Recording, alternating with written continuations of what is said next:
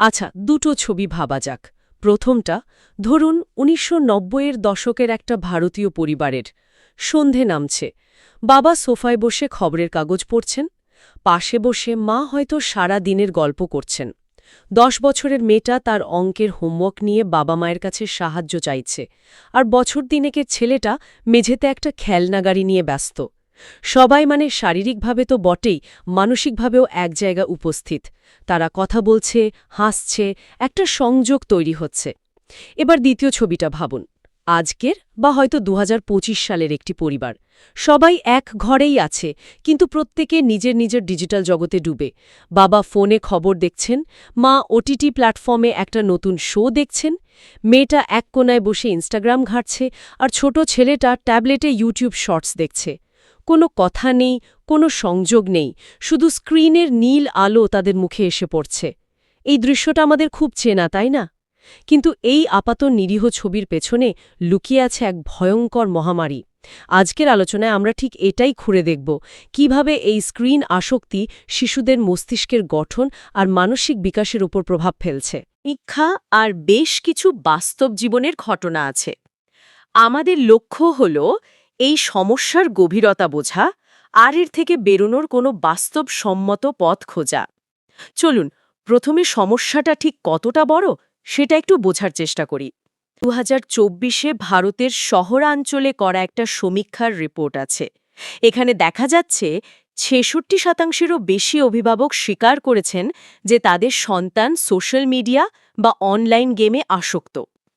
কিন্তু তার থেকেও যেটা আমাকে বেশি ভাবাচ্ছে সেটা হলো ৫৮% অভিভাবক বলছেন যে এই আসক্তির কারণে শিশুদের মধ্যে আগ্রাসন আর অধৈর্য দুটোই মারাত্মকভাবে বেড়েছে।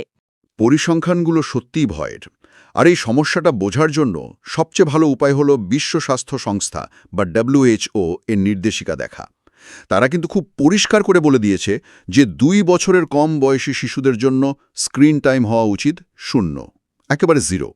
0? হ্যাঁ, আর ২ থেকে ৪ বছর বয়সীদের জন্য দিনের সর্বোচ্চ ১ ঘন্টা। কিন্তু আমরা কি সেটা মানছি? আইএমস রায়পুরের একটা বিশ্লেষণ বলছে ভারতে ৫ বছরের কম বয়সী শিশুদের গড় স্ক্রিন টাইম প্রতিদিন ২.২ ঘন্টা। ২.২ ঘন্টা? আর ২ বছরের কম বয়সীদের ক্ষেত্রে যাদের স্ক্রিন দেখার কথাই নয়, তাদের গড় স্ক্রিন টাইম ১.২ ঘন্টা। তার মানে নির্দেশিকা দ্বিগুণেরও বেশি। কিন্তু সত্যি কথা বলতে কি, অনেক বাবা মা ভাবেন, আরে দিনে ১-২ ঘন্টা ফোন দেখলে আর কি এমন হবে, বাচ্চাটা শান্তিতে খাচ্ছে বা আমি একটু নিজের কাজটা সারতে পারছি, এইটুকুই তো। এই ঠিক এখানেই ভুলটা হয়। এই একটু শান্তিতে থাকার জন্য যে ছাড়টা দেওয়া হয় সেটাই একটা বিরাট সংকটের দরজা খুলে দেয়। আর এর প্রভাবগুলো এতটাই ধীরে ধীরে আসে যে যখন বোঝা যায় তখন অনেকটাই দেরি হয়ে যায়। এর প্রথম ধাক্কাটা এসে পড়ে শরীরের ওপর। যেমন গুরগাঁওয়ের ৯ বছরের আরাবের ঘটনাটা। ওর বাবা মা দুজনেই চাকরিজীবী, খুব ব্যস্ত। আরাবের যখন ১ বছর বয়স তখন থেকেই ওকে শান্ত রাখার জন্য বা খাওয়ানোর জন্য হাতে ফোন দিতেন। প্রথমে এটা খুব সুবিধাজনক সমাধান মনে হয়েছিল, কিন্তু সমস্যাটা শুরু হলো যখন আরাব ফোন ছাড়া খেতেই চাইত না। তারপর ধীরে ধীরে ওর চোখের সমস্যা শুরু হলো, প্রায়ই মাথা ব্যথার কথা বলতো। এটা খুব পরিচিত একটা প্যাটার্ন। কি হয়েছিল তারপর? ডাক্তার যখন ওকে স্ক্রিন থেকে পুরোপুরি দূরে রাখতে বললেন, তখন আসল বিপদটা সামনে এলো। বাবা মা ফোন কেড়ে নেওয়ার চেষ্টা করতেই আরাফ দেওয়ালে মাথা ঠুকতে শুরু করে, জিনিসপত্র ছুঁড়তে থাকে। বলেন কি? হ্যাঁ, ঠিক যেন একজন মাদকাসক্তের মতো আচরণ। এটা ভাবা যায় একটা ৯ বছরের বাচ্চার এই অবস্থা? আরাবের ঘটনাটা মর্মান্তিক, কিন্তু দুর্ভাগ্যবশত এটা বিচ্ছিন্ন কোনো ঘটনা নয়। এর মধ্যে দিয়ে কয়েকটা প্রধান শারীরিক সমস্যার দিক ফুটে উঠছে। প্রথমটা হলো মায়োপিয়া বা দৃষ্টিশক্তি কমে যাওয়া। শিশুরা যখন ঘন্টার পর ঘন্টা স্ক্রিনে আটকে থাকে তখন তারা বাইরে যায় না, প্রাকৃতিক আলোর সংস্পর্শে আসে না। এই প্রাকৃতিক আলো চোখের স্বাভাবিক বিকাশের জন্য খুব জরুরি। এর অভাবে মায়োপিয়ার ঝুঁকি মারাত্মকভাবে বাড়ে। একটা অনুমান তো আরও ভয়ঙ্কর। বলা হচ্ছে এই ধারা চলতে থাকলে ২০৫০ সালের মধ্যে অর্ধেক শিশুর চোখে চশমার প্রয়োজন হতে পারে। অর্ধেক শিশুর চোখে চশমা, এটা তো একটা জাতীয় স্বাস্থ্য সংকট। একদম। আচ্ছা, চোখের সমস্যা তো না হয় বোঝা গেল, কিন্তু ঘুমের সমস্যা, এটাও কি সরাসরি স্ক্রিনের জন্য হয়? হ্যাঁ, এবং শিশুদের ক্ষেত্রে এর প্রভাব প্রাপ্তবয়স্কদের তুলনায় প্রায় দ্বিগুণ। আমাদের মস্তিষ্কে মেলাটোনিন নামে একটা হরমোন তৈরি হয় যেটা আমাদের ঘুমোতে সাহায্য করে। হ্যাঁ, জানি। স্ক্রিন থেকে যে নীল আলোটা বেরোয় সেটা ঠিক ওই হরমোনটাকেই বেরোতে দেয় না। ও আচ্ছা। ফলে শিশুদের ঘুম আসতে দেরি হয় আর ঘুমের মানও খারাপ হয়ে যায়। ৬৭টা ভিন্ন গবেষণার একটা পর্যালোচনায় দেখা গেছে স্ক্রিন টাইম বাড়ার সাথে সাথে ৫ থেকে ১৭ বছর বয়সী মোট ঘুমের সময় কমে যায়। ১ মিনিট, আমি একটা অবিশ্বাস্য জিনিস পড়েছিলাম যে কিছু বাচ্চা ঘুমের মধ্যেও আঙুল দিয়ে স্ক্রল করার মতো ভঙ্গি করে। এটা কি সত্যি? হ্যাঁ, এটা সত্যি এবং আসক্তির এক ভয়ঙ্কর লক্ষণ। তার মানে জেগে থাকা অবস্থাতে তো বটে, অবচেতন মনেও তাদের মস্তিষ্ক ওই স্ক্রলিংয়ের দন্তকটা চালিয়ে যাচ্ছে। অবিশ্বাস্য। মস্তিষ্ক এতটাই উত্তেজিত থাকছে যে ঘুমের মধ্যেও শান্ত হতে পারছে না। চোখের সমস্যা, ঘুমের সমস্যা, এগুলো তো সরাসরি স্ক্রিনের প্রভাব। কিন্তু এর বাইরেও তো একটা পরোক্ষ প্রভাব আছে, তাই না? বাচ্চারা যে ঘন্টার পর ঘন্টা এক জায়গায় বসে থাকছে, সেটার কি হবে? ঠিক এই পয়েন্টটাতেই আমি আসছিলাম। এটাই তৃতীয় এবং সবচেয়ে স্পষ্ট শারীরিক ক্ষতি, স্থূলতা বা ওবেসিটি। আমেরিকার একটা সমীক্ষায় দেখা গেছে সেখানকার শিশুরা জেলের বন্দীদের চেয়েও কম সময় বাইরে কাটায়। ভাবুন একবার। জেলের বন্দীদের চেয়েও কম? হ্যাঁ, আরেকটা বড় সমস্যা হলো স্ক্রিন দেখতে দেখতে খাওয়া। গবেষণায় দেখা গেছে যারা স্ক্রিনের সামনে বসে খায় তারা স্বাভাবিকের চেয়ে অনেক বেশি ক্যালোরি গ্রহণ করে। আর শিশুরা তো খাবার মুখে নিয়ে ঘন্টার পর ঘন্টা বসে থাকে, ঠিকমতো চিবোয় না। এতে হজমের সমস্যা তো হয়ই, দাঁতে ক্যাভিটি হওয়ার ঝুঁকিও বাড়ে। আর মায়েরা তো এটাকেই সহজ উপায় ভাবেন। ঠিক। মুম্বাই, পুনে, আহমেদাবাদের মতো শহরে একটা সমীক্ষায় ৮০%-এরও বেশি মা স্বীকার করেছেন যে তারা বাচ্চাদের টিভি দেখিয়ে খাওয়ান, কারণ তাতে তারা ঝামেলা না করে খেয়ে নেয়। এই শারীরিক ক্ষতিগুলো তো না হয় পরিমাপ করা যায়, কিন্তু যেটা পরিমাপ করা যায় না সেই ক্ষতিটা তো আরও গভীর, তাই না? আপনি মস্তিষ্কের কথা বলছিলেন, তার মানে এটা শুধু শারীরিক অলসতা বা চোখের সমস্যাতেই আটকে নেই। একদমই না। আর এই হজমের সমস্যা বা দাঁতের ক্যাভিটি তো শুধু শুরু। আসল ক্ষতিটা তো শরীরের ভেতরে মস্তিষ্কে গিয়ে হচ্ছে। অতিরিক্ত স্ক্রিন টাইম শিশুদের মস্তিষ্কের গঠন লিটারালি বদলে দেয়। জীবনের প্রথম কয়েক বছরে আমাদের মস্তিষ্কে কিছু জরুরি স্কিল তৈরি হয়, যেগুলোকে বলে executive functioning skill. Executive functioning? হ্যাঁ, যেমন ধরুন আবেগ নিয়ন্ত্রণ করা, অন্যদের সাথে মেশা, কোনো কিছুতে মনোযোগ দেওয়া। স্ক্রিন টাইম ঠিক এই স্কিলগুলোকেই দুর্বল করে দেয়। এটা কিভাবে হয়? মানে স্ক্রিন দেখলে মস্তিষ্কের ভেতরে ঠিক কি পরিবর্তন হয়?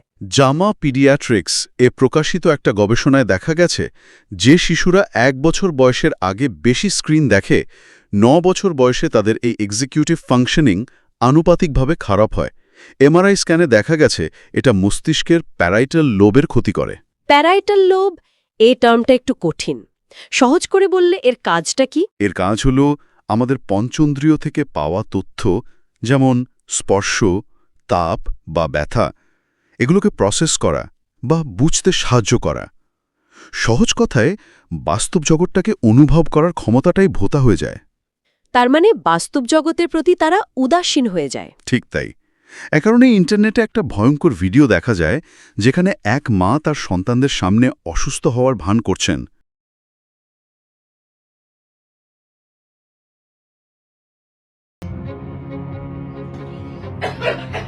কিন্তু বাচ্চারা টিভির পর্দা থেকে চোখ সরাচ্ছে না, তারা যেন সম্মোহিত হয়ে আছে। বাস্তব জগতের কোনো ঘটনাই তাদের আর প্রভাবিত করছে না। এটা তো সত্যি ভয়ের।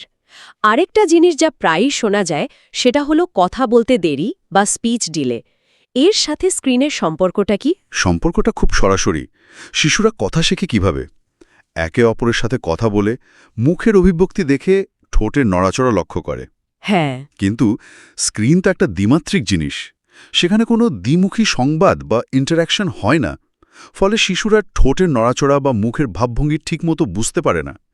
যেমন একটা বাচ্চার কথা শোনা যায় যে সারাদিন টম অ্যান্ড জেরি দেখত। কিন্তু টম অ্যান্ড জেরি তো একটা ক্লাসিক কার্টুন।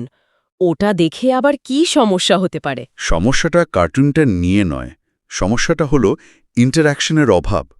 টম আর জেরি দুজনেই তো মুখ চরিত্র। তারা কথা না বলেই অঙ্গভঙ্গির মাধ্যমে সব কাজ করে। আচ্ছা। শিশুটি বাস্তব জীবনেও সেটা নকল করার চেষ্টা করছিল। সে ধরে নিয়েছিল যে কথা না বলেই সবকিছু করা যায়। ফলে তার কথা বলার আগ্রহ এবং বিকাশ দুটোই থেমে যায়।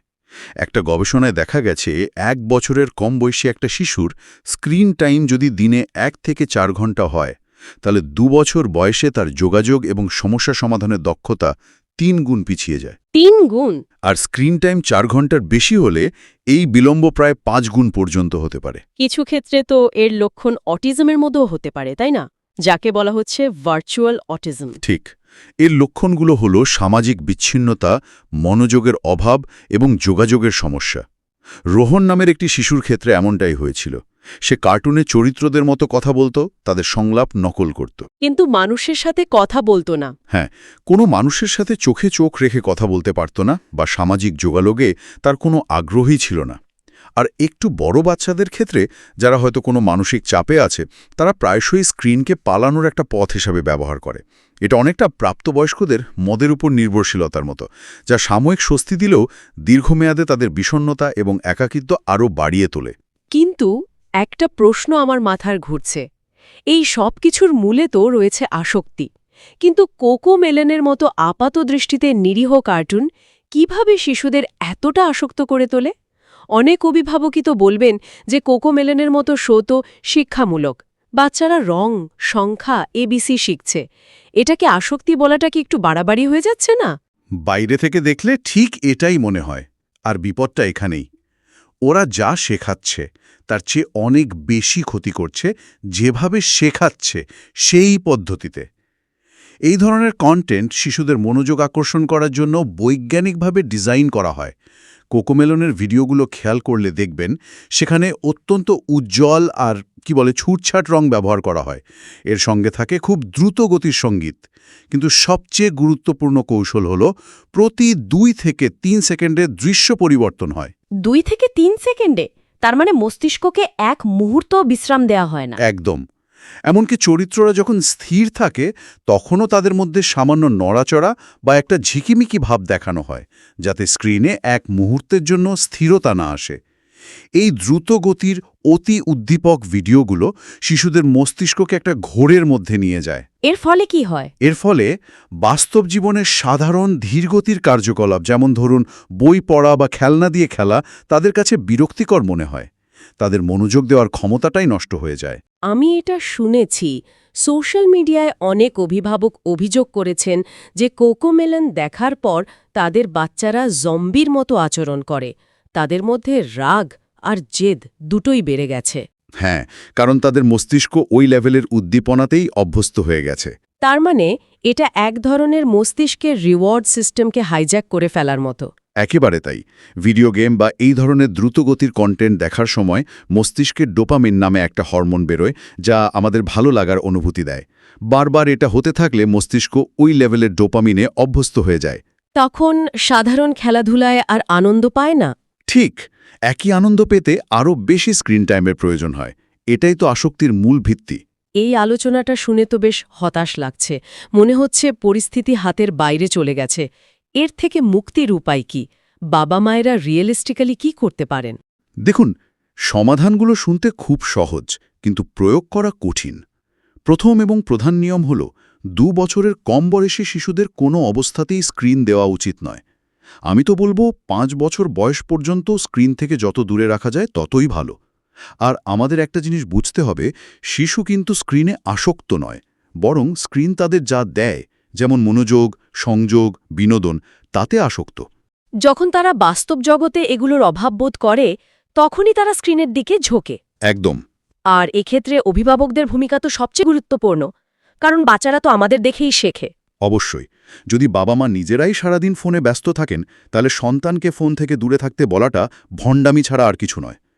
পেডিয়াট্রিক রিসার্চ জার্নালের একটি গবেষণা বলছে যে বাবা মায়েরা সন্তানের সামনে ফোন বেশি ব্যবহার করেন, তাদের সন্তানদের স্ক্রিন টাইমও অনেক বেশি হয়। তাই সন্তানের সাথে মিলে স্ক্রিনের বিরুদ্ধে লড়াই করতে হবে, তাকে প্রতিপক্ষ বানিয়ে নয়। কিন্তু অনেক পরিবারে আরেকটা সমস্যা হয়। বাবা মা হয়তো কঠোর, কিন্তু বাড়িতে দাদু ঠাকুমা বা অন্য আত্মীয়রা আছেন যারা আদর করে বা খেলার ছলে শিশুদের হাতে ফোন ধরিয়ে দেন। তখন কি হবে? এটা একটা খুব বাস্তব সমস্যা। সেক্ষেত্রে পরিবারের সবাইকে মিলে এই বিপদের বিষয়ে সচেতন হতে হবে। হয়তো এই আলোচনাটা তাদের সাথে শেয়ার করা যেতে পারে, যাতে তারা বুঝতে পারেন যে এটা শুধু একটু খেলা নয়, এর পরিণতি কতটা ভয়ঙ্কর হতে পারে। ঠিক। এছাড়া কিছু কার্যকরী পদক্ষেপ নেওয়া যায়, যেমন বাড়িতে স্ক্রিন ফ্রি জোন তৈরি করা। যেমন শোবার ঘর বা খাওয়ার টেবিল। ঠিক তাই। ঠিক করে নিতে হবে যে শোবার ঘর বা খাওয়ার টেবিলে কোনো অবস্থাতেই ফোন বা কোনো স্ক্রিন ব্যবহার করা যাবে না। এতে পরিবারের সবাই একে অপরের সাথে কথা বলার সুযোগ পাবে। আর স্ক্রিনের বিকল্প হিসাবে কি করা যেতে পারে? কারণ বাচ্চারা তো বোর হয়ে যাবে। বিকল্পের কোনো শেষ নেই, শুধু আমাদের একটু উদ্যোগী হতে হবে।